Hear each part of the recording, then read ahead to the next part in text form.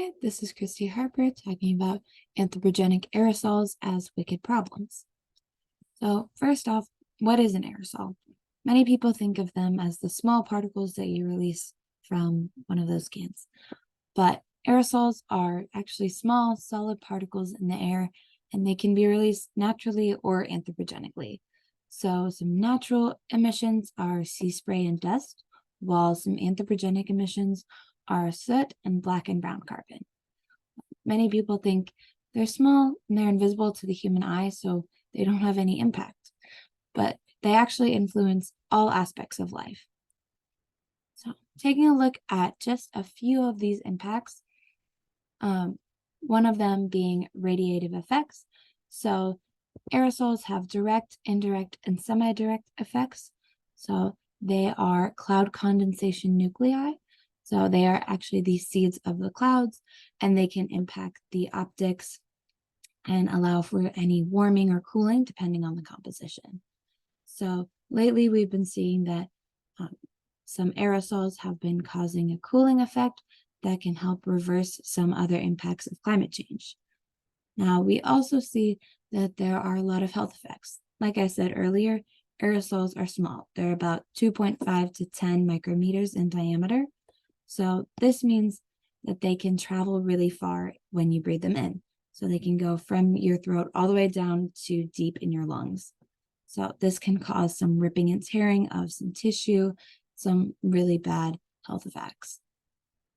Now, aerosols also have impacts on visibility. So we can see that during the times when there are high aerosol emissions, that the air kind of looks hazy. So this can directly influence our industries, such as the aviation industry. These hazy days have caused flight delays and flight cancellations, which has a huge impact on our economy. So just looking at just a few of the impacts of aerosols, we can see that they have a huge impact on our environment, our people and their health, and our economy. Now, some solutions for this has been a big area of research. One proposed solution is aerosol scrubbing, so taking aerosols out of the air, or also some injecting of aerosols, so adding more in to induce that cooling effect that we saw earlier.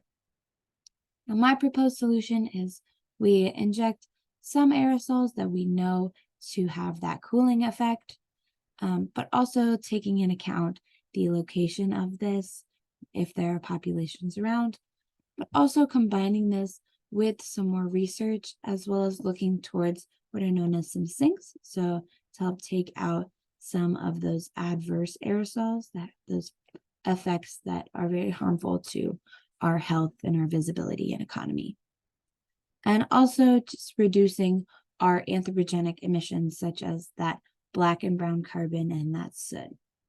So as you can see, aerosols are a huge wicked problem that have impacts on our everyday lives and every aspect of our lives. So thank you so much for watching.